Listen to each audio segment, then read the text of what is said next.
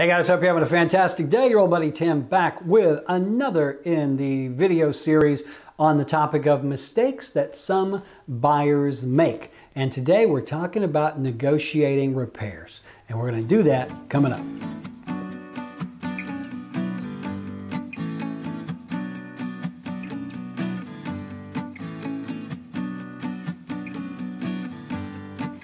Hey guys, hope you're having a fantastic day. Your old buddy Tim back in the Design Center, continuing our video series on mistakes that most buyers make that cost them time, money, and perhaps their dream home, okay? So today I want to talk about negotiating repairs. Now here's the process. If you do find a house you like, you make an offer on it, it gets accepted, the deal starts to roll. One of the first things that you're going to do as the buyer is you're going to have the house inspected. And inspectors, God love them, they justify their existence quite well because most inspection reports are quite detailed, and it's not unusual to get an inspection report back that has a number of issues tagged on there, and most of them might even be little superficial things that, you know, the inspector just wants you to be aware of. That's his job.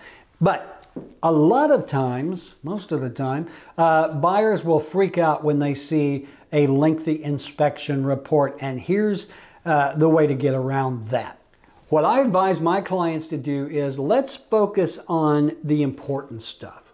The important stuff being the roof, the foundation, the HVAC, the hot water heater, you know, the electrical, the plumbing, all of those heavy items, heavy hot items that can run into a considerable amount of money if there are issues. Little things like chipping paint, or I've seen inspection reports that have a screw missing out of an outlet cover in the basement, or the toilet needs tightening down.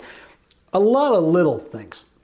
What you need to do, and this is what I advise, you know, my sellers as well, is focus on the important stuff.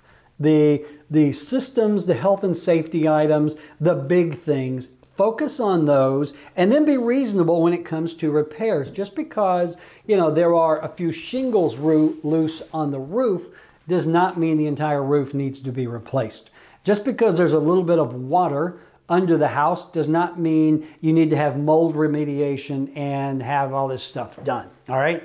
You've got to listen to your realtor. You've got to listen to the repair company if you're going to use one about what it really means, okay? Okay, so there are a few shingles that are loose. We can nail those down, no problem. The roof doesn't need to be replaced, all right? There's you need a GFI plug in the kitchen. The entire house doesn't need to be rewired.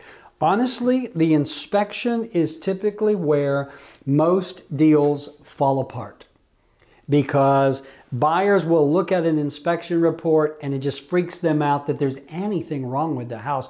There's things wrong with every house. I've had inspection reports on new construction that list a couple of dozen items.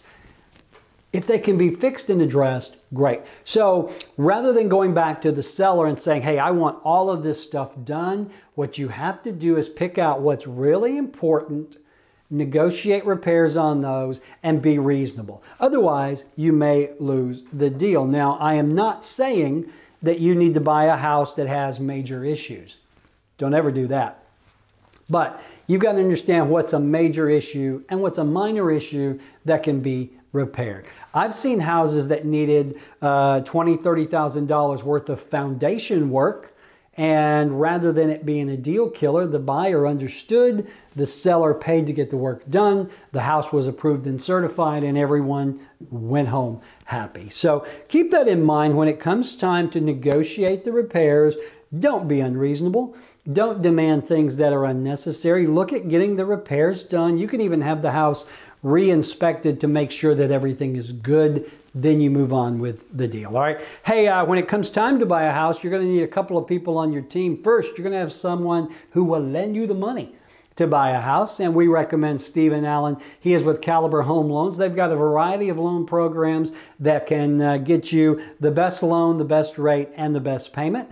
Stephen and his team, they do a lot for us, and they're very good. There's a reason we call Stephen the Miracle Man, because he can get things done when no one else can. So if you mentioned to Steven that you heard about him here on the program, he's got incentives in place that are going to save you hundreds of dollars on your fees. Also, Jacob Title, my friend Stan McDonald at Jacob Title. We call Stan the hometown closer because he gets it done quickly, cleanly, legally, and he will get you from start to finish, get you closed and in your new house in no time. If you mentioned to Stan that you heard about him here on the program, Stan is going to knock $100 off your closing costs. All right. And as always, if I can do anything for you when it comes to real estate, happy to do it, whether you're buying or selling. 679-0704 is my number, tim@revolved.com. All right. Hey, that's it. Get out there. Be reasonable when it comes to negotiating the repair request. Okay. That's it. I'll see you later. Have a great day.